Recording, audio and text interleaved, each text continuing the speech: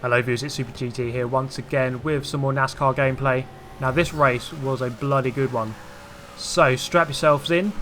Off the line we go from pole position. It's already kicked off back there. Now we're going to do something we don't normally do. And we're going to go back and reverse engineer what the hell went on. Who caused this pile up? We're going to find out right now. So rewind the replay here. I'm going to skip forward ever so slightly.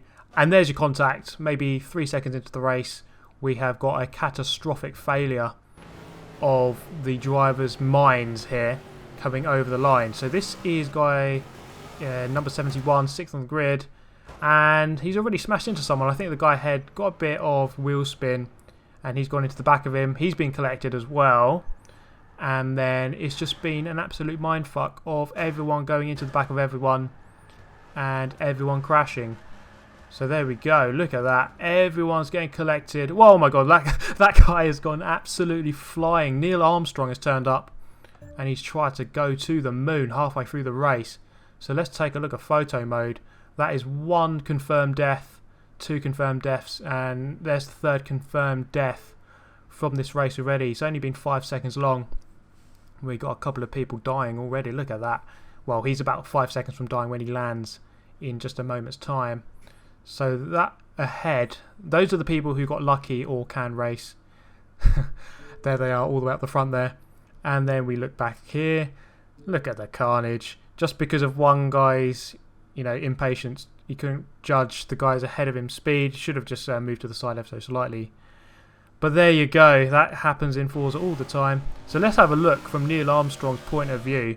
See what happened to him. How he took off on the Apollo mission. There he goes. He collects the green car. The other guy morphs through him, and we have liftoff as he takes to the skies. Look at that, it's unbelievable. Annoyingly, you can't go into cockpit view for some reason in these replays, and then these guys have to pick up the pieces. So moving forward to the guys who actually made it through turn 1, go defensive into the second turn.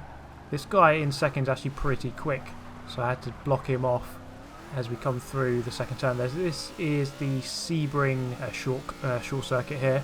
Actually quite a decent circuit, mainly speed orientated, but this sector here is very tricky. Getting over the curb there, that is not the recommended line at all.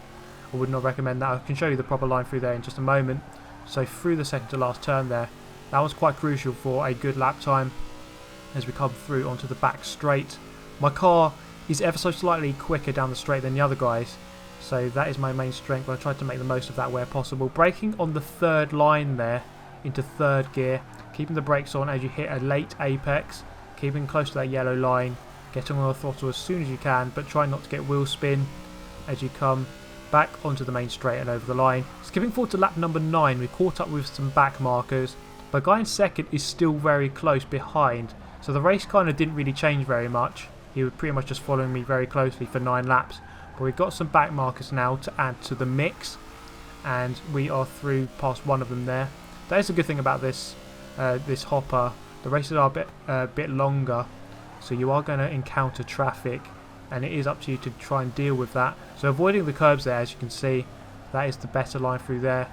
The back marker there almost coming back at me through the second to last turn, but I got the run there on another back marker. Getting the slipstream here of the guy ahead. Remember that the update.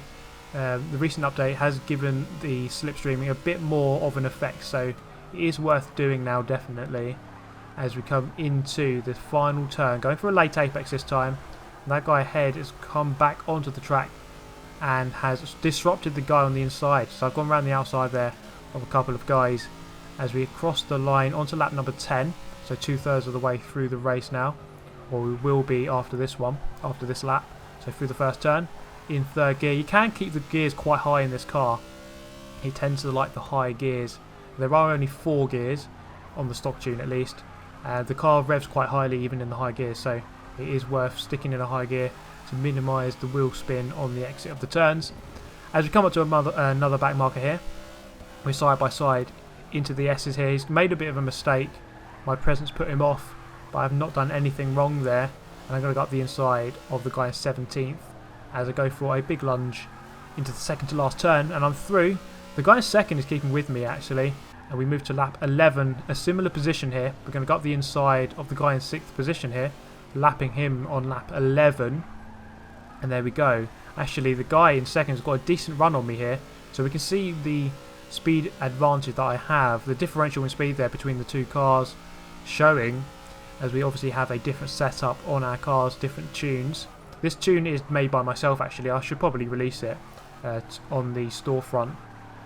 But it's actually a very simple tune to put on. You pretty much just put everything on apart from the restrictor plates, and then you've got yourself a 900 rated car. Also put on a different wheel rim to bring the weight up slightly, and then you've got yourself a 900 rated car. A good car for this NASCAR lobby. So through turn number 1, lap number 12. Coming up to turn number 2, we've got a back mark on the outside, sorry. I've gone up the inside, and as we approach the apex, I've been tapped wide by the guy in second, and he's going to go past here. I think that was a dirty move, if I'm honest. Probably could have let me go back into the lead, but we're not going to worry about that too much. It has made the race infinitely more interesting, rather than being the one in the lead for the whole time. So now I have about 3.5 laps to try and work out a way of getting past. I do have the superior straight line speed by a slight amount, but he appears to have the better traction and handling. So moving ahead to the end of lap 12, beginning of 13, you can see I'm reeling him in here as we go into turn number 1. Braking level with the ambulance, hitting the apex nicely, letting the car drift out wide on the exit, or slide out wide, or drive out wide, not drifting at all. So coming into turn number 2, he's going to go very narrow, forcing me to go around the outside, the long way round, make a bit of contact. But he's got the position there. He's not going to lose that one round there. Now coming round here, I have got very good acceleration there actually. And I'm going to look around the outside, which gives me the inside for the next one. Not quite in the right position there, so I'm going to have to bail out of that one. Possibly going around the outside there. No, once again he slots into position once again ahead, and then through the second to last turn. Can I get a decent run here? I go over the curb, losing me a little bit of traction, but I am firmly in the slipstream here, gaining ever so slightly on him. I could look up the inside, but it's a very risky move when I'm not quite alongside. So I'm not going to go for it just now. I still have 2 laps left. I have time to try and go for another move. So on the exit, he does have a slightly better traction there. I'm going to move over to try and get his slipstream as we approach turn number 1. And again, I'm not fully alongside on the entry, so it's not really worth going for a move there, not lunging in anyway. So through turn 1, this is where it's going to happen, if it's going to happen. I go to the outside, he goes narrow, he goes a little bit too late. And I'm going to cut back on him here. This gives me the inside line for turn number 3. And I've got the position back. I'm back in first position. We only have 1.5 laps left to run. So can I keep my position here ahead of some firm pressure? He's been giving me pressure for the entire race. Apart from, of course, the last couple of laps where he has been ahead. But he has been pretty much there. We are evenly paced through here. Gives me a bit of a tap through this turn. And now through the back straight. I'm going to get in the slipstream of the back marker here, who is in 5th. We are lapping 5th place here, so 4th place is only going to be the one finishes on the same lap as me. So into the final turn, I can see his marker there. He is on my inside almost. He gives me a bit of a tap on the exit, but that's not going to worry me too much. He is ever so slightly on my inside there for a moment, but now the acceleration takes us away as we begin the final lap of 15.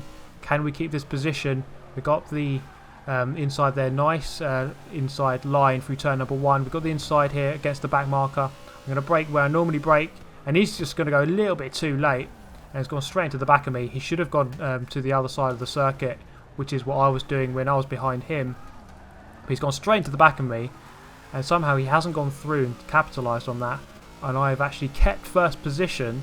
I'm not sure what happened. I think he either slowed down to let me go, or he just got caught up with the back mark. I'm not entirely sure, but through the second to last turn, this back marker is going to go very wide with that poor line, so I've got the momentum against him, and we've got about 200 or 300 feet now against second place, so we should come round to win the race. This was a very good race actually, and it's rare to have a race of this length, so near enough 20 minutes. It's rare to have a race of that length be that close, especially in cars this fast, and normally the gaps are a little bit bigger. So we're going to cross the line here. We've won the race, and there we go. There are the final results. And yeah, a very pleasing race in the end actually. A very hard fought race. It's a shame that there had to be a bit of a mistake at the end there with the collision, but I just enjoyed that start. Looking at that replay with that guy in the sky, that was absolutely ridiculous. Never really seen anything like that before. But actually, when I have seen it, it has been on Sebring. So there must be something about the runway here where cars want to take off. But that is going to be the end of the video for me, guys. Thank you very much for watching again. And I shall see you next time. Goodbye.